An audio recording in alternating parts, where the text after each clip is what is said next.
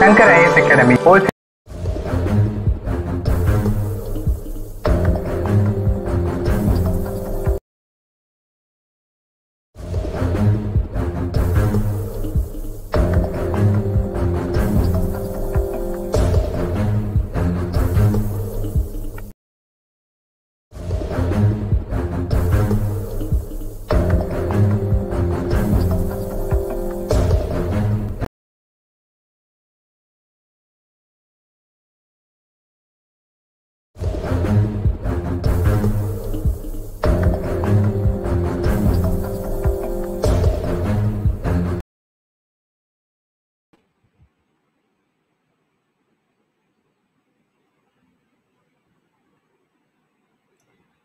Good morning. I'm your host, Dr. Vijila Kennedy, Principal of Kumaraguru College of Liberal Arts and Science. I welcome you to the webinar series, Nation Building Through Civil Services, from August 20, which aims to empower the future leaders of the nation through relations with its civil servants, policymakers, and change leaders. The webinar series is hosted by Kumaraguru College of Liberal Arts and Science, Coimbatore, in partnership with Shankar IAS Academy, Chennai, and Takshashila Institutions, Bengaluru. And all these three institutions excel in their domains and make an impact in the nation. Kumaraguru College of Liberal Arts and Science, KCLAS, offers the most unique liberal arts education, including degree programs in political science, psychology, and visual communication. And the college also hosts a Kumaraguru Civil Services Academy in partnership with Shankar IAS Academy, where our students are trained and mentored for civil services. Shankar IAS Academy coaches and mentors aspiring civil servants, and very proud to say that in the recently declared UPSC CSE results, 201 students of Shankar IAS Academy cleared the exams. That is almost 25% of the total results declared. Congratulations to Shankar IAS Academy, who is our partner. Takshashila Institution is an independent center for research and education in public policy. And we are very happy to say that they are a partner, academic partner with Kumaraguru College of Liberal Arts and Science.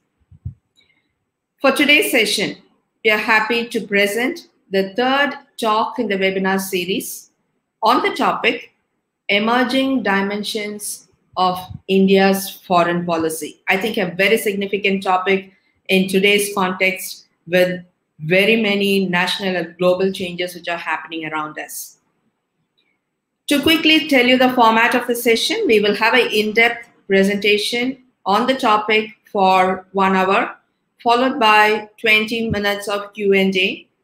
And please post your questions on the comment box. The session is live streamed in FB and YouTube of KCLAS, and also YouTube of Shankar IAS Academy.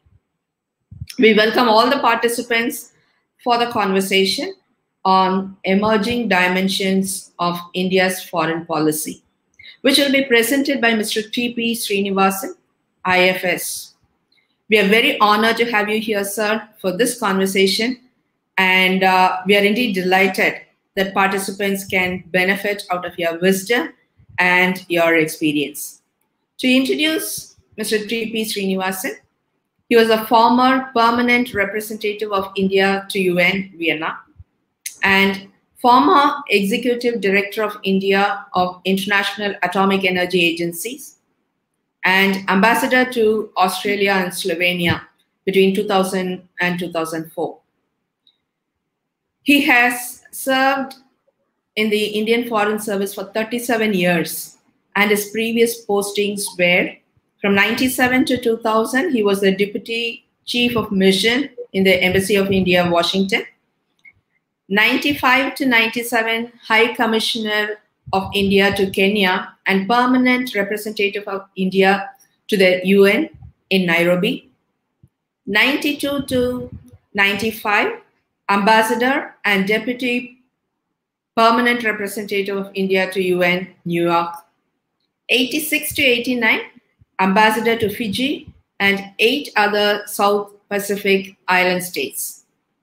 He has also served in New Delhi, Tokyo, Thimphu, Moscow, New York, and Yangon.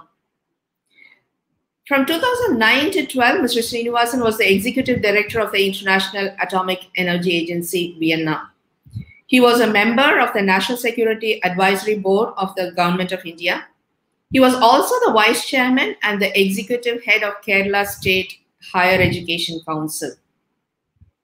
He is presently the Chairman of the Academic Council and Director of NSS Civil Services Academy and Director General of Kerala International Center and Advisor to AsiaNet's weekly international program. He is also a writer.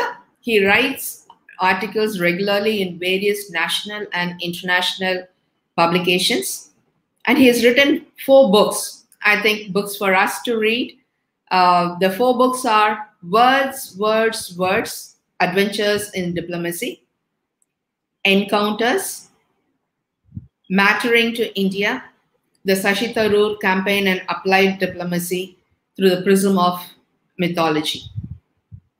So we have a fantastic, experienced professional, a very senior person who has led the country in different domains, and a writer and intellect, and he brings in a very rich experience. And we are very honored to have you here, sir, for this webinar. I cordially welcome you, and I hand over the session to Mr. Sreenivasan to deliver the talk on the topic, Emerging Dimensions of India's Foreign Policy.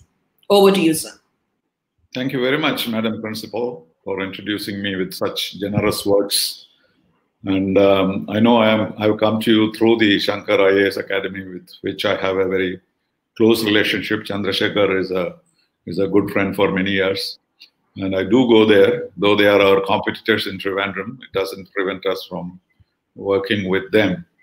And I congratulate them on their success. We too had our own successes, but I won't talk about it because it is nowhere near the Shankar Academy. But we also contribute substantially to the list of 1,000 that you have before you. So this is a very good opportunity and good of you to have hosted me, because I enjoy nothing more than talking about foreign policy, talking about education. And I have at least 2 webinars a day. That is my regular schedule these days, since we cannot travel, we cannot go to institutions. So this has become even easier and better in a sense, because without leaving my desk, I'm able to address you. So maybe one of the curses of the pandemic has now become a blessing in a sense, because this is what humanity is all about. We always overcome whatever happens and then turn it to our advantage. And so this webinar is an institution now which is born out of the pandemic, but is bringing us closer rather than distancing us from each other. So thank you very much for that. And the subject chosen also is very interesting, because we are not going to talk about history. History will come in the context of what we are talking about, which is the emerging trends. And a very good way to start with is 2020, because 2020 started several things. And in history, 2020 may be recorded as Queen Elizabeth said about 1997, annus horribilis. Remember, in 1997, there were so many misfortunes to the royalty in UK, including the death of Princess Diana. So she said, at the end of it, said, this year was our annus horribilis. And that is how I think 2020 will be remembered, the year of horrors. And it started right from the beginning, and it is not ended yet. So we're all looking forward to departure of 2020. And the height of the irony is that the best president that we ever had Dr. Abdul Kalam had spoken about 2020 as the year of hope for India. We all remember that. He kept saying that India will be a superpower or at least a developed nation by 2020. That is where we are heading. Of course, he knew that it was not going to be perfect. He knew that this may not happen because he knows what superpower is. But his idea was to give us all a hope to aspire to something and also use it as a kind of benchmark to see where have we reached in 2020. So that's a bit of irony that 2020, instead of reaching some new heights, we have really plunged like every other nation in the world. The world's superpowers are having difficulty gasping for breath like many human beings. So it has been a terrible 2020 for us this year. If we can erase out of history, it might be very good, but it cannot go. We have to live through it and we have to learn lessons from it.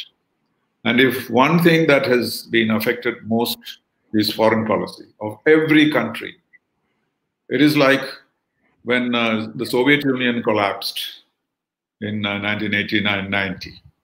Nobody expected it. And India, as you know, had very good relations with the Soviet Union. And suddenly when the Soviet Union collapsed, nobody knew what to do, particularly India. Mr. Narasimha Rao was the Prime Minister. I was working with him those days. And he was so shocked, almost like Jawaharlal Nehru in 1962 when the Chinese invaded us. But Mr. Narasimha Rao had the presence of mind and the capacity to change Indian foreign policy all around in order to survive. And he did it very well. His 100th birth anniversary was recently celebrated, but he's an underestimated Prime Minister because what he has done to recover from the collapse of the Soviet Union is most remarkable. But then he was not such a showy or egoistic person. So only those who have worked with him know exactly what we went through. A similar challenge has now come to India once again. And we have a very able, a very well elected, he has had a majority better than many other prime ministers of India. And so we are in charge, the government is in control, the prime minister is capable of dealing with a number of crises and trying to figure out the best policy for India. Of course, it must have come as a disappointment to him that in his second term, the early second term has been somewhat ruined by what has happened. But anyway, so we have to start from the beginning. And the first crisis that struck us in 2020 was the assassination of Major General Soleimani. Most unexpectedly, it looked like an ordinary incident in the sense that the Americans do go and kill generals and others to change regimes.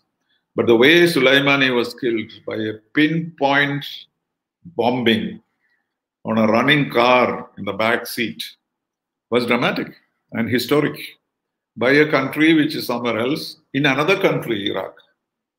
So this was a real sure recipe for disaster because Iran is known to be a very, very forceful country, very self-respecting, never compromising kind of fundamentalist government.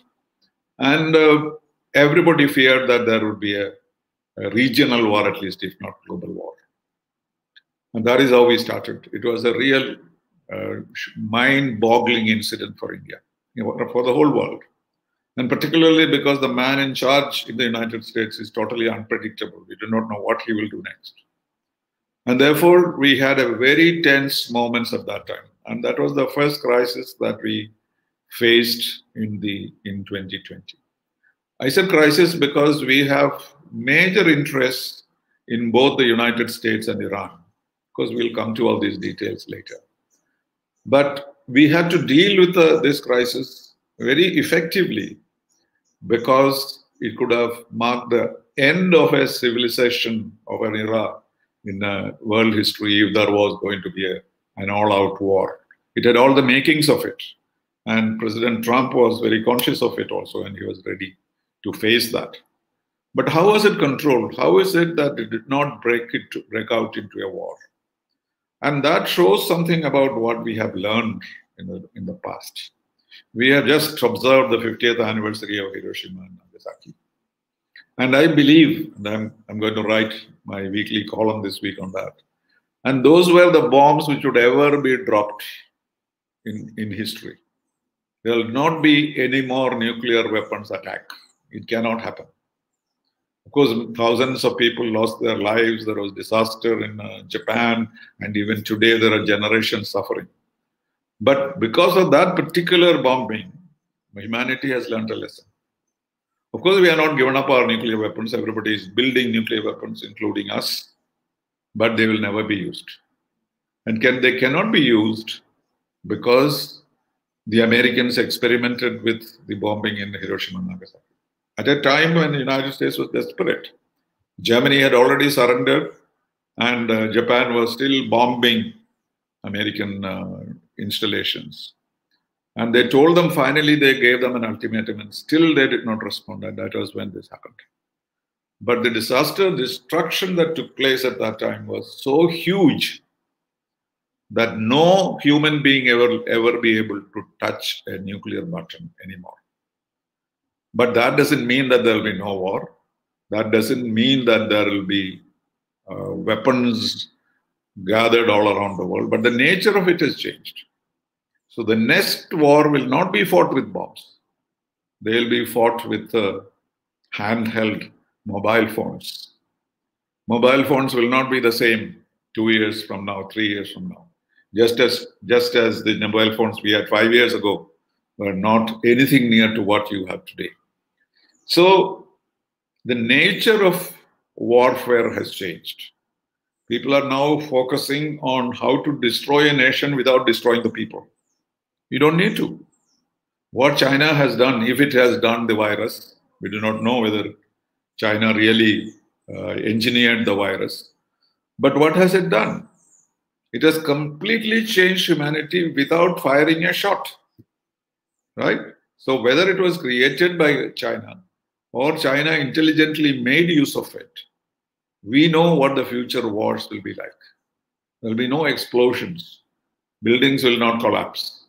But humanity will die a slow death by chemical weapons, by biological weapons, by viruses, etc. And therefore, no war broke out.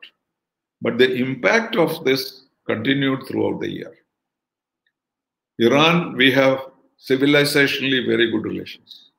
But after all, Iran is an Islamic country, and therefore it stays with the Islamic countries, particularly Pakistan, whenever there is a crisis comes. But our policy towards Iran is very significant because much of our oil supplies come from Iran. At the same time, with the United States, we had excellent relations till the end of the Obama era, 2016. And after President Trump came to power, situation changed so dramatically that we could not depend on this friend anymore. But of course, Mr. Modi handled Mr. Trump sufficiently well. So we had the Howdy Modi and, so Namaste Trump, etc., which created a good feeling in the US relations. So we had to protect India-US relations on the one hand, and we had to protect our interests in Iran, which was a major challenge for us. And at the same time, US-Russia relations crumbled and collapsed. And there again, even though the Soviet Union is not there and it is now Russia, we are still dependent on the Soviet Union for 60 to 70% of our weapons because of history. All those linkages that we have with Russia today are called grandfather linkages.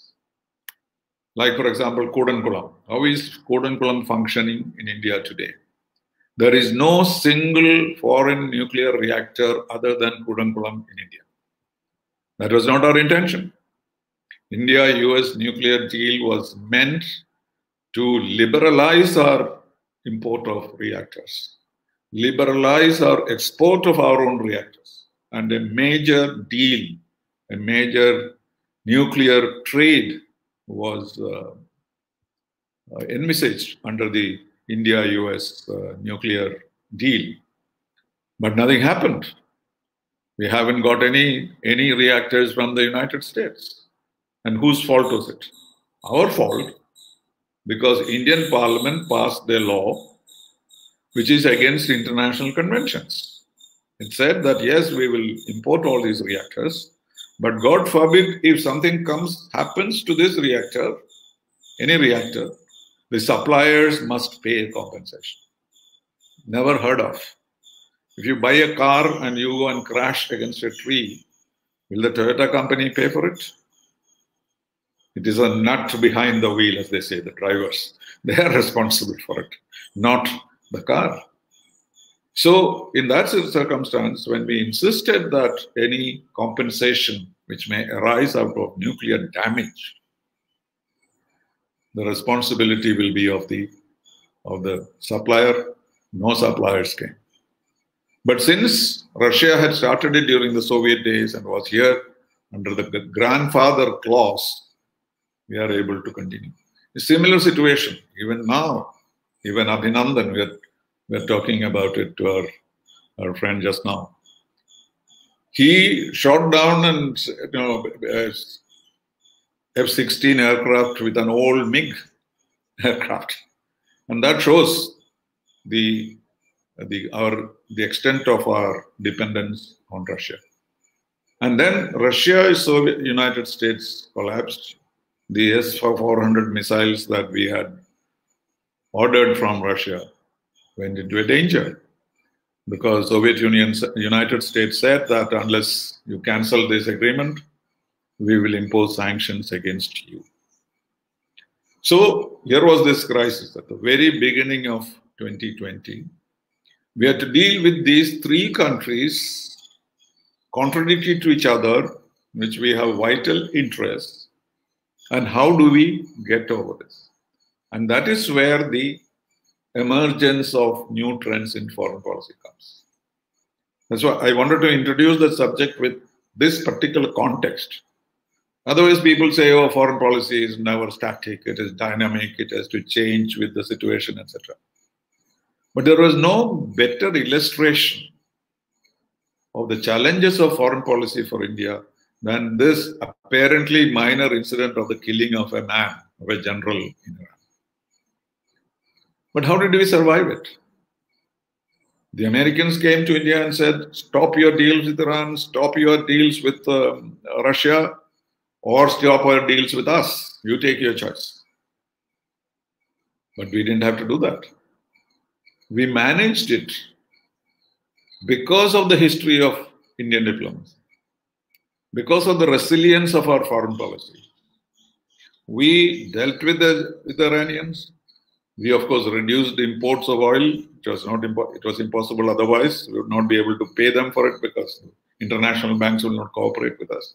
So we had to reduce it. We had to tell the Russians that regardless of what happens to us, we will buy your S-400 missiles. And we told the Americans that we have bilateral relations and we have interests in each other. India is not going to do anything against the interests of the United States. And therefore, finally, what happened was that the United States began to depend on us on dealing with Iran and Russia. Because of the good relations that we had with Iran and Russia came in handy for us to build our good relations with the United States. Will anybody believe that? So that is the kind of challenge we had, and we are continuing. And that was an illustration of the efficacy of India's foreign policy, the determination of the Prime Minister, and of course, skillful diplomats who are able to administer a new policy which would help India. And then came, of course, unknown to us, the coronavirus was already born in Wuhan. You know, COVID is 19, not 20. Remember that. Because by the time 2020 opened and we were engaged in all these critical situations for us, coronavirus was already causing damage in China. We don't know how it came about, whether it was the meat market of China or it is the laboratories of Wuhan Wherever it is came. And that is an open question. As they say, the jury is still out. We don't have a decision. And this, we did not realize the seriousness of it at that time because the Chinese gave out no figures. There were some pictures shown of patients being dragged from their hospital beds. We did not know what. And now they suspect that they were shooting patients who were old people because they had to vacate the beds for the younger people. Can you imagine a situation like that? But the Chinese did not tell us that. They told the World Health Organization after 3 months that yes, there is a coronavirus. By then it had become a pandemic. So the purpose, objective of foreign policy, internal policy, all policies, spirituality, everything came to one issue. What is it? Survival. That's all. Today, what is success? For any human being, what is success today? To survive, that's all. If you don't survive, it doesn't matter to you what happens to the world. So it is an existential threat to humanity. And no foreign policy, no domestic policy, no nuclear weapons, none of this is going to help us. So our focus shifted from becoming a superpower as Dr. Abdul Kalam had predicted or hoped. Survival becomes the issue. And how did India's foreign policy help in this survival is the question. We were very careful. We never accused China of anything. Day one onwards, we started asking China what we could do to help. And whatever they asked, we gave them, including ventilators were given to the Chinese. But when we went to the WHO, when the whole question was being debated, and demand was being made by the United States to investigate the Chinese, we could not move away from that. But then the other members themselves decided not to investigate, but just to review. And the Chinese accepted that. And at the same time, people wanted Taiwan to be brought in because Taiwan had done a good job. But good job was not enough. Taiwan is not acceptable to China. And therefore, we did not press the point with China that Taiwan should be admitted. So on the one hand, we conceded to China on Taiwan. But on the other hand, we supported the resolution, supported by 122 countries, of which India was one, against China, that it should be reviewed their situation, which Chinese have not forgotten. So, but what did we expect?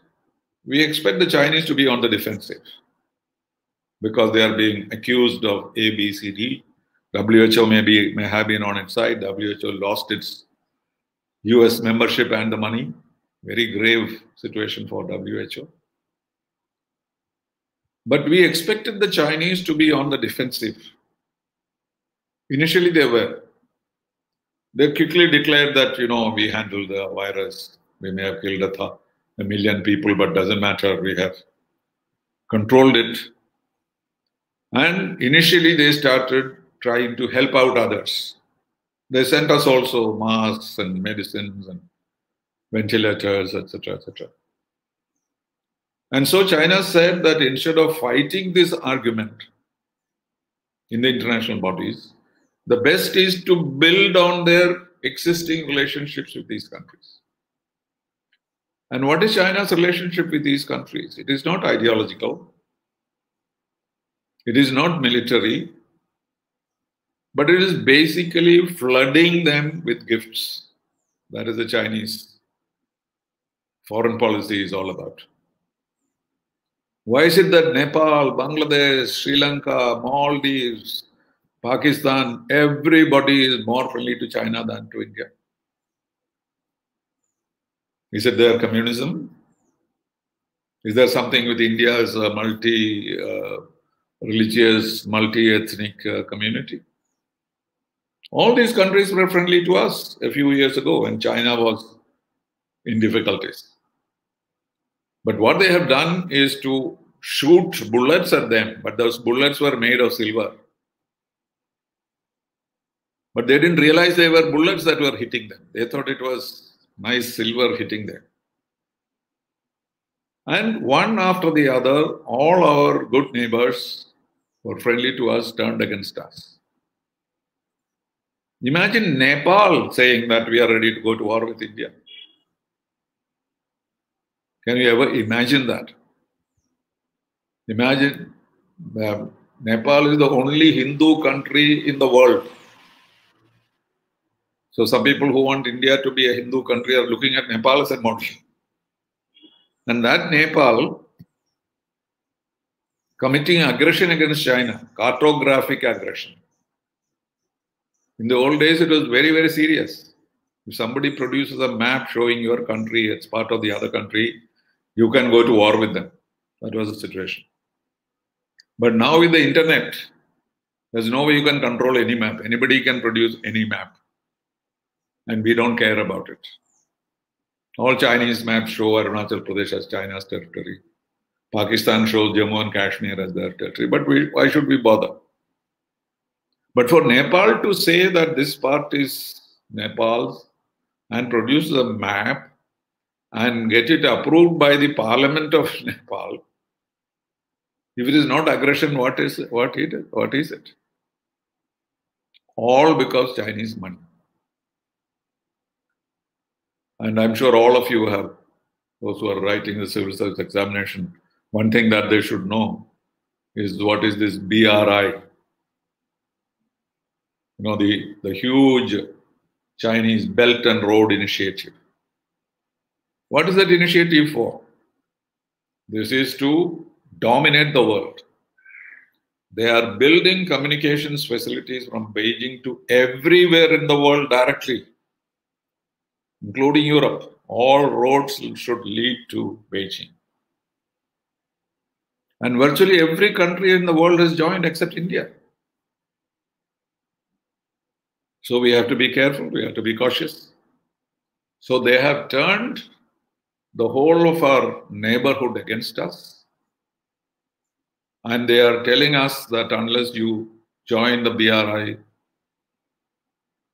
we will flood you with all these roads and belts and so on all around you, that you will look like a traffic policeman sitting in the middle and controlling the traffic, of which you have no control. This is the threat that China is holding out to us. It is not the border alone. Why I am going into China so much is because that is the test that we are facing today.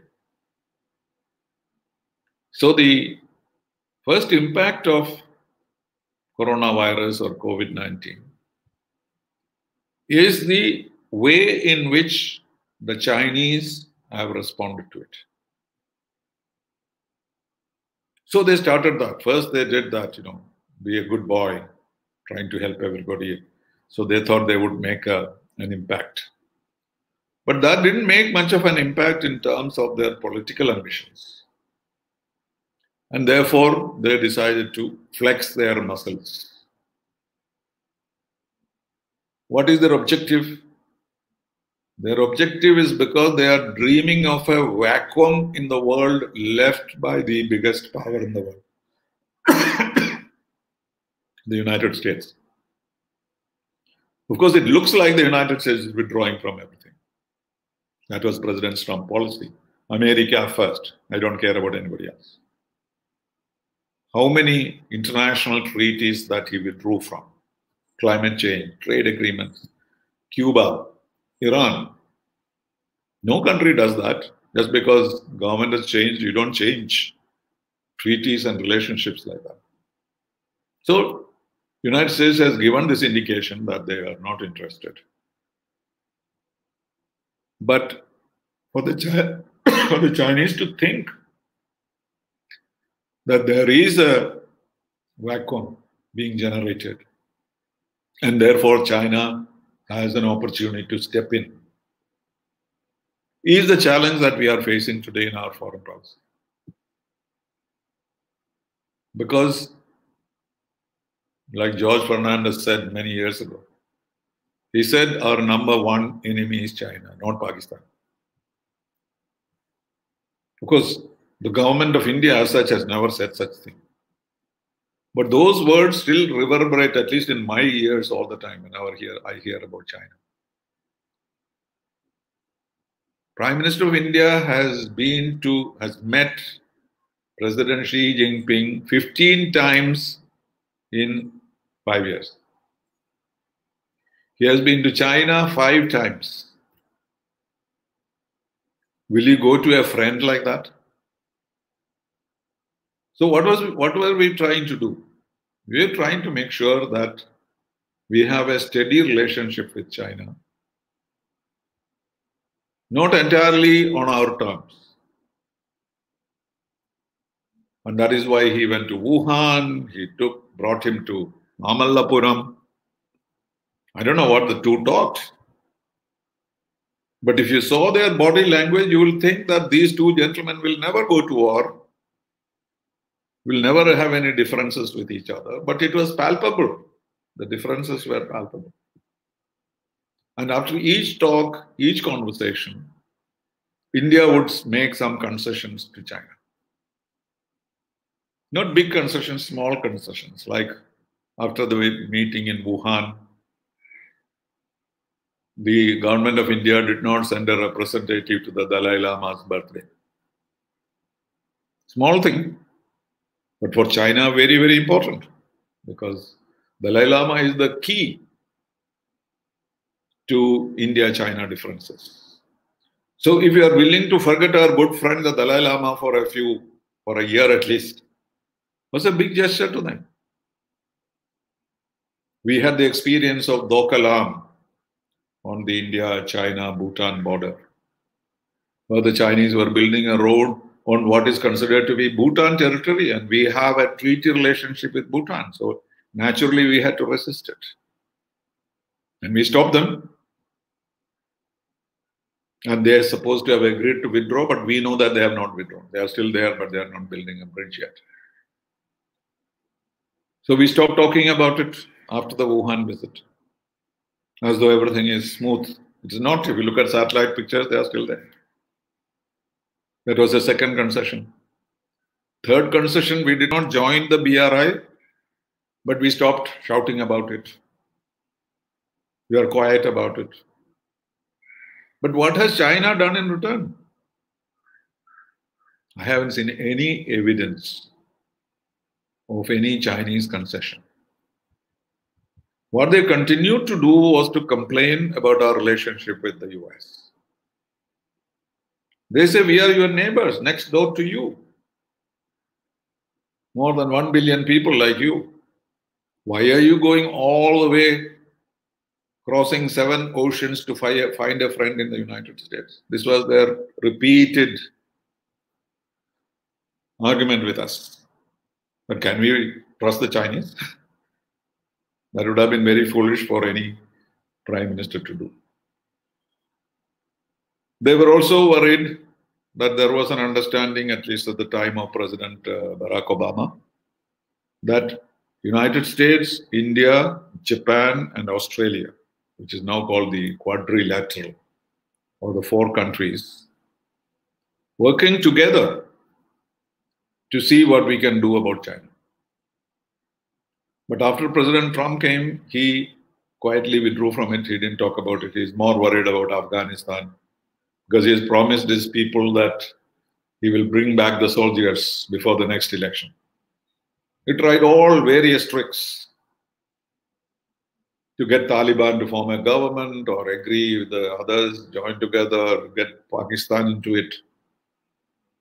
And so his focus was not on China. His focus was on Afghanistan and the help that he can get from Pakistan. So having accused Pakistan of terrorism, of misusing money for anti-terrorist activities, Donald Trump became more involved with the Pakistanis to resolve the Afghan issue. Even today, his focus is that Pakistan must get situation created in Afghanistan which would enable United States to withdraw. So we have on the one hand the fear that if Pakistan helps in setting up a Taliban government in Afghanistan and becomes a partner of the United States, all that we have invested in Afghanistan in terms of building their parliament house and schools and universities and hospitals will all go, because Taliban was in the government earlier also. At that time, they almost destroyed everything that was Indian, including Buddha statues in Afghanistan. They banned music, they banned education. Are we ready for another Afghanistan of that kind with the support of Pakistan? What will happen to terrorism? What will happen to Kashmir? So that set of issues where we were dealing with the United States to make sure that Afghanistan is properly settled and not left in a mess. On the other hand, we knew that the Chinese had every intention to dominate us. And whenever the Chinese have come onto the border and created problems, they used to say that this is to teach India a lesson. Even in 1962, they said this is to teach India a lesson. And that, what is that lesson? And Doklam in 2017, the Chinese said again that we are teaching India a lesson. They never tell you what that lesson is. But we know that lesson, which is that don't think that India can take the leadership of Asia. For them, India is not the rival. They are already superior to us in so many ways. There is no equality between India and China, not even in trade. We have $75–80 billion trade with China. But it's all junk that you buy from China.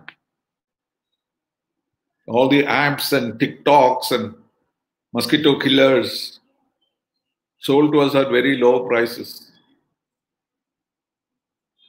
And telecommunication, Huawei, which the whole world fears. But if I open this, inside it is written there, Huawei.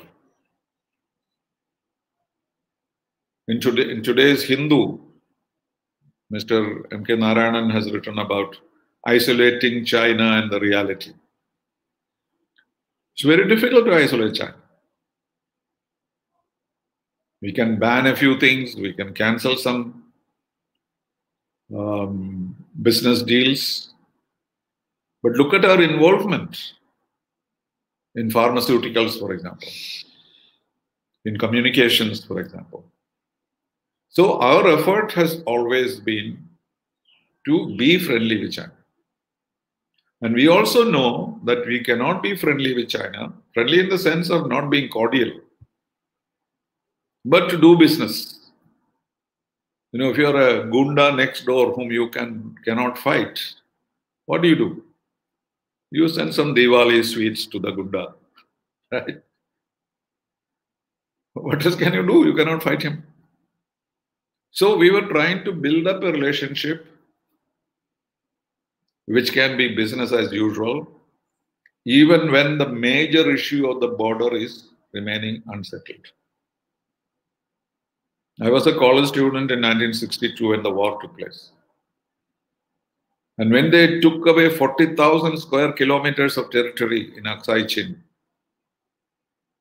we as students shout slogans saying, "We shall not speak to the Chinese till we get this land back." Have they returned any land? Still in 1988, Rajiv Gandhi signed an agreement with the Chinese to say that, okay, we'll wait for the border agreement to come. We would like the border to be demarcated, but we are willing to wait for that. But that should not be held hostage to good relations between us. And the Chinese jumped at it. India is saying, okay, let the border remain. We'll do other things. This is exactly opposite of Pakistan. What is Pakistan telling us? Resolve the Kashmir issue, otherwise we have nothing to do with you. we will destroy you, we will terrorize you, we will fight on the border. And we did the exact opposite. We said we will not fight, we will not raise issues. In the meantime, let us have a normal relationship. As a result, our trade increased. In the United Nations, we did several things together because as two developing countries, we have common interests in trade, in environment. And in 1993, we went one step further because Narasimha Rao signed an agreement saying that we shall have peace and tranquility on the border. Have the Chinese maintained peace and tranquility? We recognized what is called line of actual control. This was the Chinese idea. What is line of actual control? Nothing. There is no line.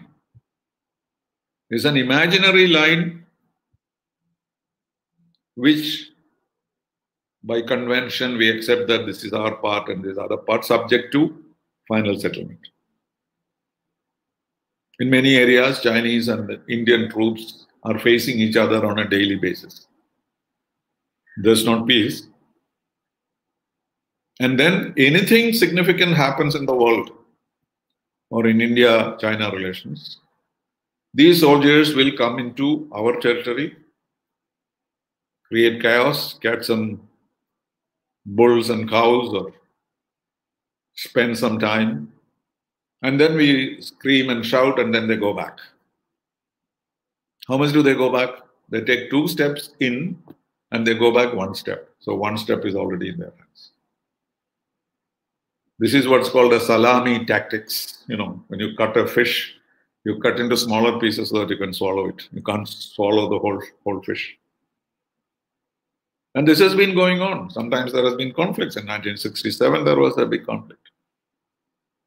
People died. After that, we decided that we will not use guns. But look what they did. They killed 20 of our soldiers, including a colonel, without firing a shot. They killed them cruelly. Hit them with raw, crude weapons, metal sticks with thorns on it. So why did they do that? Why did they do it at this time? When all of us were engaged in saving our lives in the times of Corona.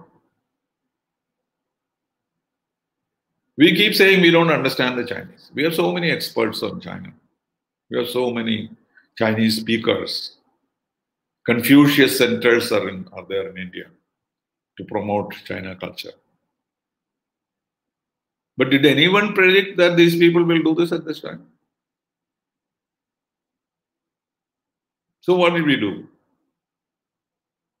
Prime Minister devised a formula very quickly, how to deal with this particular situation. On the one hand, from 5th of April, when we first came to know about it, we said we are ready to talk at any level. So, foreign ministers level, commanders level, even junior commanders level. And the Chinese said, yes, we'll talk. And having occupied many places inside our territory, they said, we will talk. And what is the purpose of this talk? To restore the status quo. There's nothing else in that talk. Go back to April 5th and then everything is over. But what happened? They agreed. And then when our troops empty-handedly went there to watch the disengagement, they brutally killed them. Because we also are supposed to have killed many Chinese, but those figures have not been disclosed. And then they said again, our national security advisor and the Chinese foreign minister, they talked. And they again said, we'll disengage. But are they disengaged? No. They are still occupying considerable territory of India and saying, yes, we will disengage. Same old trick. 2 steps forward, 1 step back. That is why the Prime Minister had to go to the border and say the second strategy. He said, Lord Krishna played his flute for peace and friendship and love and affection. But he also had a Sudarshan Chakra with which he could destroy. And that is India. He told them that. So what did you do? What did he do after that? He asked the French to send us the Rafale aircraft earlier. He told the Russians to send us the S-400 missile earlier. We told the Americans that we might need you. All of them came to our help. All of them said, yes, we'll support you. We'll give you. Because all of them are equally worried about Chinese intentions in the future. So that is the second thing he did. First, negotiations still going on. Secondly, preparations for war. He knows very well that we are not a balanced armies. China is 20 years ahead of us in everything. Technology, arms, ammunition, nuclear weapons, everything. But does it mean that we have to say that, no, we will be peaceful, we will do nothing? So we told them very clearly that, yes, we are not going to let this happen anymore. And that is at least keeping the Chinese there. They are not taking any further action. And the third thing that India did, this is what the emerging foreign policy of India. He said, don't take us for granted that we will have this trade with you. Don't think that we are dependent on you for everything. So he decided to reduce our dependence on China. In spite of all the shouting and screaming taking place inside India, saying that don't do this, don't do that, the Chinese, we need them, or we need pharmaceuticals, we need this, that, and the other. The Prime Minister said, yes, I understand, I recognize all this. But at the same time, we have to give a very strong signal. And that is why, starting with the 59 Chinese apps, to which we are all addicted. We think that we cannot survive without TikTok. We cannot survive with all these games that they let us play on our mobiles. But we managed. 59 apps removed. What happened? Did India collapse? Now there are bigger TikToks, better TikToks in India than Chinese TikTok. But they lost billions of dollars. And we canceled some contracts. But at the same time, we have not declared a trade war against the Chinese. Because trade wars, nobody wins. Everybody loses in trade wars. There was the Opium War of the old days, the Banana War, and more recently, India-US war on trade. Where did it all go? Both sides lost money and business. And finally, they find a compromise. So we didn't go for a trade war with China. What we have done is a modulated, synchronized, and thoughtful changes in our economic relationship with China. Because China is saying you are losing yourself, you are committing suicide. But fair enough. So where do we go from here on China? Is the biggest challenge of 2020. Suppose they don't leave. They don't go back. What choices do we have? We cannot take our nuclear weapons. As I said earlier, nobody can use nuclear weapons against anybody anymore. Our army is very well prepared now to fight in the Himalayas, which we were not in 1962. So there can be a war, but war is not a solution. That's why I said India's foreign policy towards China is three-pronged. conversation, military strength, and economic measures. And this policy towards China is under test, under severe test at this point. Because once the mountains are snowbound, no action will take place. The Chinese will just sit there. And Indian, particularly the opposition, will scream and shout and say that you have surrendered territory to China. The economic measures will take a long time to materialize. And being conscious of that, we have evolved this policy. Is there an alternative to this policy is what is engaging the minds of people, and that is what we should all be engaged in. Try and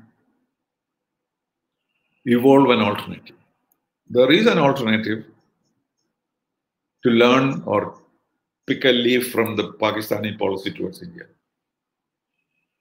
That is, say that we need to resolve the border problem. And if you don't resolve the border problem, we have nothing to do with you. We will not cooperate with you in the UN. We will not support you on your economic activities. Can we do that? Doubtful. Just as we have not accepted the Pakistani position that we will resolve Kashmir, just because they said they will not deal with us. Same thing will happen. So, China is the most important threat or the challenge that India has in 2020. And what has been the result of this overall? I'll stop with that. India's stock has increased, not decreased in this process. Most nations of the world have said that China should not have done this, particularly at this time, whatever be the quarrel. But with one difference, Russia is not supporting us. Russia is our best friend, all-weather friend, and so on and so on. But when it comes to China, they did not support us in '62. They have not supported us today. So we have to take account of that. The United States is only too eager to support. That's also dangerous. So if we identify ourselves completely with the United States, then the threat from China will be more, because they will realize that they have to beat India before they beat the United States. But on the whole, in spite of the humiliation involved in this Chinese incursion, India's stock has gone up. And we have more friends. The Australians are totally disillusioned with the Chinese. Of course, Japan was always ready to be with us rather than on you. And even Mr. Trump is keeping quiet. He's not saying America first, so we don't want to anger the Chinese, etc. Of course, he is busy with his own problems. But one thing we should remember is that the United States is not going to disappear from the face of the earth. In spite of the pandemic, in spite of all the mistakes he made, and the millions of people he got butchered by his activities, the US has certain infinite strength. And that will come whether Donald Trump wins the election or Joseph Biden wins the elections. So the Chinese, it is an illusion that they can step into the vacuum created by the United States. And therefore, we have international support. We have built up our strength, and we have initiated a certain amount of economic restrictions. And we are also taking care of Pakistan, because Pakistan and China are in collaboration with each other. The Chinese are saying that all this happened because of what we did in Jammu and Kashmir.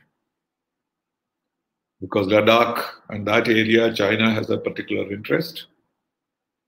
And they say we have unilaterally changed the situation in Jammu and Kashmir with Pakistan's support. And Pakistan, it's almost a year since Pakistan has been agitating, taking us to the United Nations, etc. Nothing has worked. And so the connection between Pakistan and China on this issue is very significant. And therefore, we are keeping Pakistan under control. We don't have to worry about Pakistan when it comes to war. We have fought several wars. Every war we have won. Now they have nuclear weapons, we have nuclear weapons, but that will not be used. But what will happen is the conventional strength that we have and the information that we have about Pakistan's internal situation. So we are all right there. So we have faced with a new situation in 2020. And all this has happened has to be seen in the context of our 75 years of foreign policy. I'm not going to history at all. But all this would not have been possible had it not been for Nehru's days and Mrs. Gandhi's days and Rajiv Gandhi's days. And that continuity we must realize has a great advantage for us. India was never an expansionist country in history. Nobody will believe they say that India is doing this in order to expand its empire. Why? Because Pandit Nehru was there, because our policy is there. So what is happening in India's foreign policy today, the emerging trends, we have to see it directly in the context of what we have accomplished. The Bangladesh war was very significant historically. We created a new country. We divided Pakistan and survived it. International condemnation was strong, but then we survived it. Now Bangladesh is fully recognized by every country in the world. So that historic strength of India's foreign policy and our readiness to deal with dynamic situations through dynamic foreign policy has brought us so far here. And our relationship with the rest of the world, whether it is European Union or whether it is ASEAN or whether it is the Pacific, things are normal and things are doing well. And in the collapse of the global economy, we'll have a lot of suffering in the next 1 or 2 or 3 years. Even if the pandemic ends, even if the vaccine is found, we will have a terrible time. There's no question about it. But I think we have the strength to deal with it because of the past. So only politicians will say all this started with this man and all that ended with that man, etc. It's not so. What has made Indian foreign policy success is our values, our democratic traditions, our transfer of power during the elections. All these have given a great strength, what we call the soft power or the smart power of India. And we cannot do without hard power either. So we built our nuclear weapons, right thing to do. So every prime minister has contributed to what we are today. And the person in charge, when a crisis comes, he has to be tested against the whole background, whether he has been able to preserve it. And that is what I think India is doing today. And therefore, we have no reason to fear, but we have every reason to be concerned. Coronavirus or otherwise. And that every nation has to do. And that's what it is. It is a difficult time for India and the world. But I'm sure that we'll survive this crisis also. So maybe I'll stop here and answer your questions if there are any. Thank you very much. Thank you, sir. Thank you for the wonderful session. We have got many things about the current scenario regarding the Indian foreign policy, sir. Sir, we can take some few questions from the audience, from the participants. Sir, Sure. what is the relevance of SAARC right now? That is one question, sir. Right. Let me answer that. Yes. Well, regional cooperation is very significant in current history. But unfortunately for us, we do not have regional cooperation as of today. SAARC is a mere formality because our heart is not in it, basically because of the India-Pakistan problem. Because anything that you do in SAARC immediately impinges on Pakistan. They will say this is Kashmir, and we will say this is terrorism, and that is the end of the debate. And the others don't say anything. This is the problem. And for that reason, we decided not to go to the STAR conference in Islamabad. So therefore, the SAARC is more or less dead. But Mr. Modi took care when this big disaster of COVID-19 came. He gave up all those reservations and called a conference of SAARC leaders. But Pakistan missed that opportunity. The Prime Minister did not come. They sent the Health Minister, came here and talked about Kashmir. And that was the end of SAARC again. Because some cooperation is going on because we pledged $10 billion and $10 million and the others have put in some money and some cooperation is taking place. But that golden opportunity, Pakistan itself has destroyed it. And so not relevant and it will not be relevant unless our internal problems are resolved. It has to be like European Union or ASEAN, where you have some unity in policy. Otherwise, you cannot have a regional organization. Otherwise, it will be like African Union. They call them African Union, but there is no union. So SAARC is also similar, and it will come up only if these bilateral relations are resolved. Yes. Sir, one more question. It is regarding India-Iran relationship. What are the recent moves and what went wrong so that Iran is moving close to China recently? Yes, the answer is very simple. Money, cash. See, Iran was working with us when things were normal, when they could sell their oil, they could do various things. But when the Iranian agreement was broken by President Trump, then they became desperate. Why did they sign that agreement? Because they were in deep trouble economically. Otherwise, how would they go and sign such a humiliating treaty? Because they wanted nuclear weapons, at least for 15 years, they will not be able to make any nuclear weapons. They accepted that merely for economic benefit. Then the Americans said, no economic benefit. You signed, fine, but we are going to throw it out and we'll impose sanctions against you. So what does Iran do? They did not want to go war with the United States. And they are trying to cultivate people who can ignore the American demands and help them. And we are in no position to completely ignore American demands. If the Americans say, if you support Iran, we will not work with you, and that is not something that we can accept.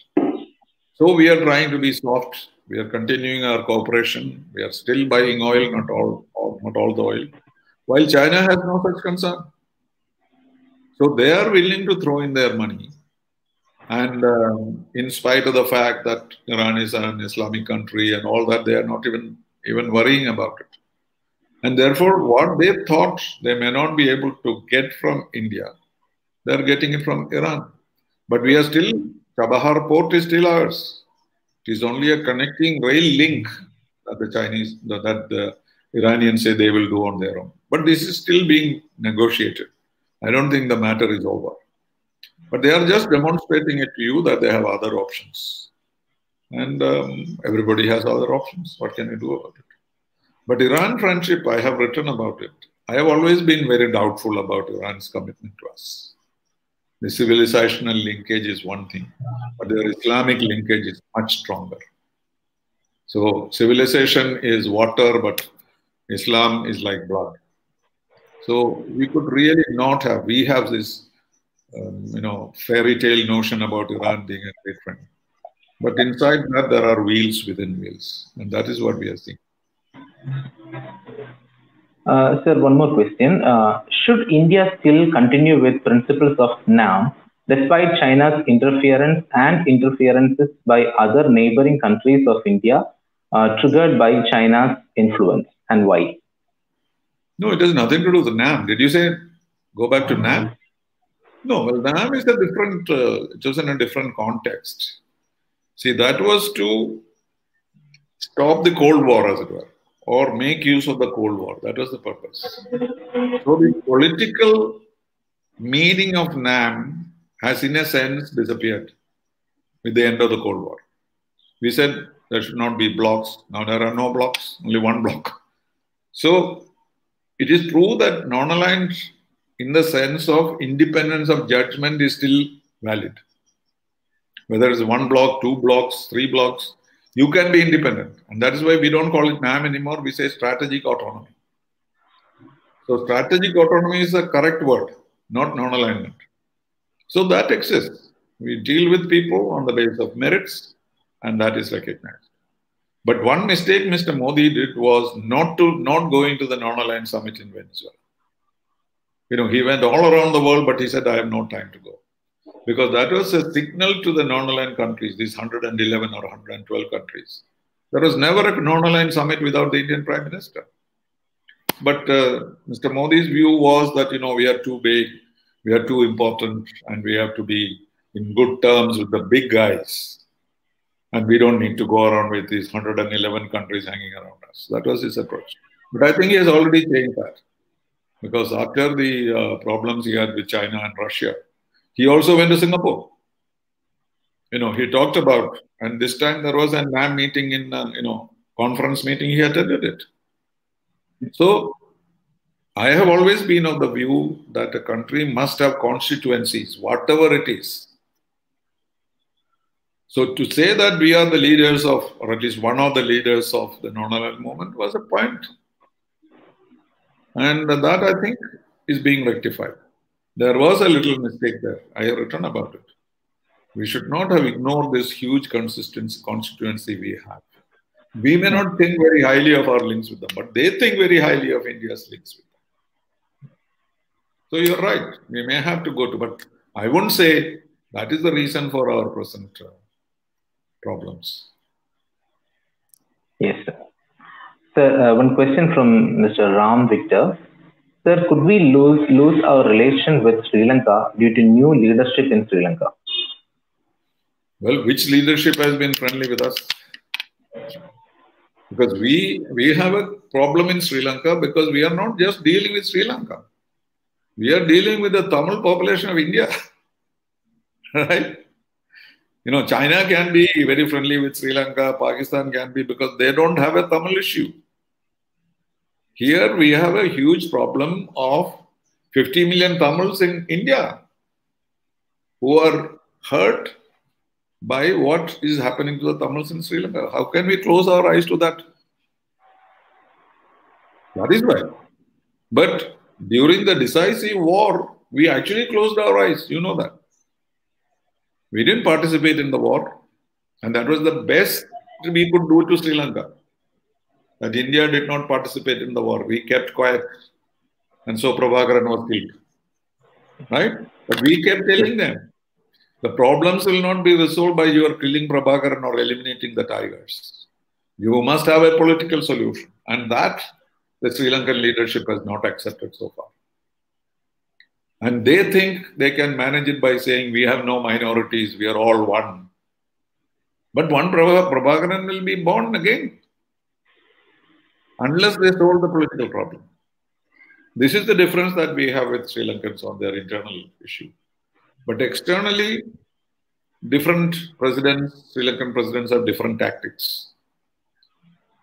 The two brothers, Rajapakshas, who have now come to power, have always been very, very strong with the Tamils. And therefore, they were not very fond of India. But they know the compulsions of India and Sri Lanka having to work together. But then he left and Sirisena came. We thought, and he declared that he'll be closer to India, but eventually he also became pro-China because of all the goodies that he was getting from the Chinese. So emotionally, Buddha linkages we have, every Sri Lankan president will go to Bodh Gaya, even if he doesn't go to Delhi.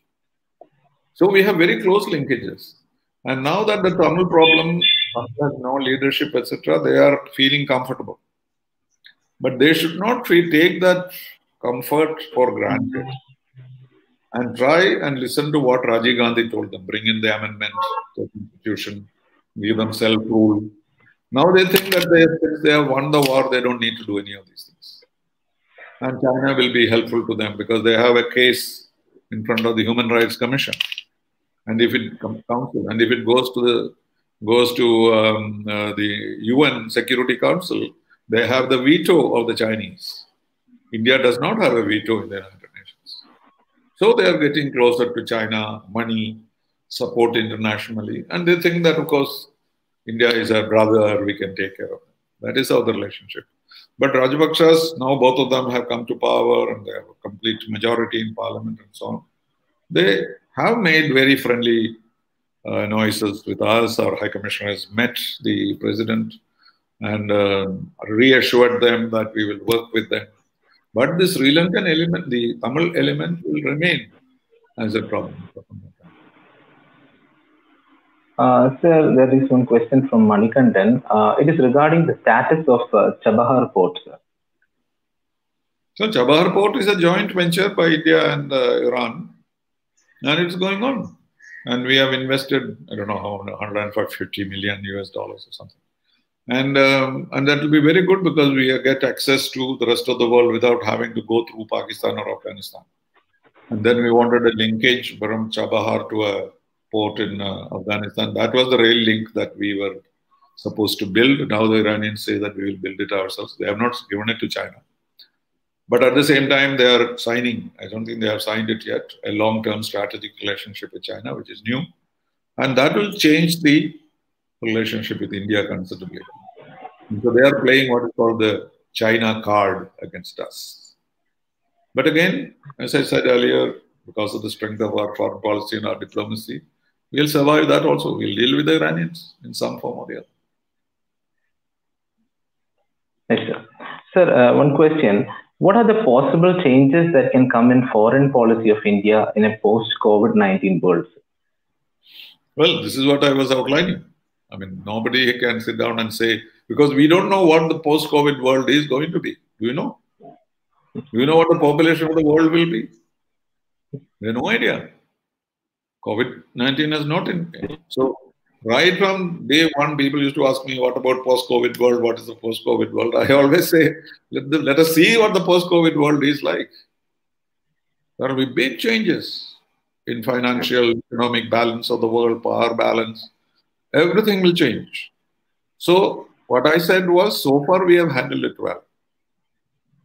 And we have an upper hand. In fact, there is a talk of India becoming the leader of the fight against COVID and all that, because that was initial stages.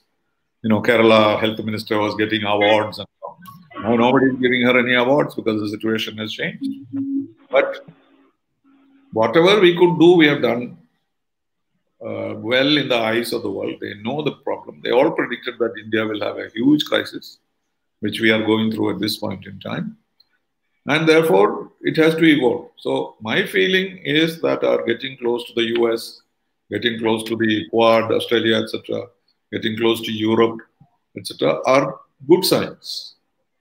And after all, what is our objective in our foreign policy? We don't want to dominate the world, but we want a multipolar world. We don't want a unipolar, bipolar, or tripolar world. We want the major countries to be the pillars of the world. And we would like to be one of the pillars without being party to some other pillar. The US, China, European Union, Japan, these are all going to be the pillars. So India certainly has a place as the sixth pillar in this new setup. That's what we got. And if that is our objective, what has happened so far after COVID came are not bad for us. There is, in spite of the China problem, we have good signs in our reputation internationally. Yes, sir. So one question from Manikandan, it's regarding whether China is forming Quad with Pak, Nepal, Afghan against India at recent past. Well, in the recent past. Maybe, who knows? They already had one, Iran, Turkey, and Pakistan. You remember? At one point. Where is it? It's gone. And now with Malaysia, etc., they started to try to start another Islamic group. And in the process, poor Malaysians lost out. So people make all this. But what is Nepal and so on compared to Australia, Japan, and the United States? So maybe they have a plan like that. They may announce a Quad, who knows? But all that is not going to make any difference. The Quad is not a formal group. We are in the SCO also, Shanghai Cooperation, where Chinese are there, Russians are there. So we are in every group. We have a multi-aligned approach and not a non-aligned approach. Multi-aligned approach basis of strategic autonomy. That is our policy. And we'll continue to do that and deal with these issues as they come. Yes. Sir, one question from Satyamurthy. Recently, Turkey is also stated showing the negative face towards India. What made it to do so? Well, this is linked with so many factors. Basically, the Pakistan factor. Turkey, as you know, at one time was an ally of Pakistan. And then Turkey is under pressure from the Western countries. And all this are reflecting in every activity of Turkey. But it is not a logical activity, like destroying the thousands of year old or church and making it a mosque and things that they are rather irrational. So you are not able to fully explain what Mr. Erdogan is up to. But certainly some of the things, first of all, his objective is to become a big power in the Middle East, in West Asia. And he was hoping that the Americans and the Russians, etc., will lead them to do that. But since he has been so mercurial in his ways, they don't trust him too much. So they also interfere in that. So he probably thinks that India may not work with Turkey in this context, and therefore they are trying to contain India also. But that's not hostile. They are not hostile to us. Okay. Thank you, sir. I hope all the questions are answered. So now we have a word of thanks, sir. So my warm greetings to everyone present here. I'm Gautaman M., faculty from the Department of Political Science, Kumaraguru College of Liberal Arts and Science. First of all, I would like to thank Mr. T.P. Sreenivasan, IFS, for this motivating and informative session. Sir, thank you so much for taking out time of your busy schedule for us and educating the young aspirants. This insightful session has given us very good understanding about the significance and various changes in Indian foreign policy and the impact of Indo-China relations in various phases of international relations. Thank you, sir. Thank you. I would also like to thank Mr. Chandrasekhar, Head Academic, Shankar IAS Academy. Thank you, sir. Thank you for the participation, sir. And I would like to thank KCLAS and Kumaraguru institutions for organizing this wonderful webinar series for students, faculty, and civil service aspirants. Also, I would like to extend thanks to Shankar IAS Academy, who have been the backbone of this whole program, and our knowledge partner, Takshashila Institution, for their contribution and support. Last but not the least, I thank all the participants, the aspirants, and wholeheartedly welcome you to join this evening at 5 p.m. for the session on the topic India's National Security by Mr. Hormis Taragan, IPS. Thank you all. Have a great day. Thank you. Thank you very much. Yeah.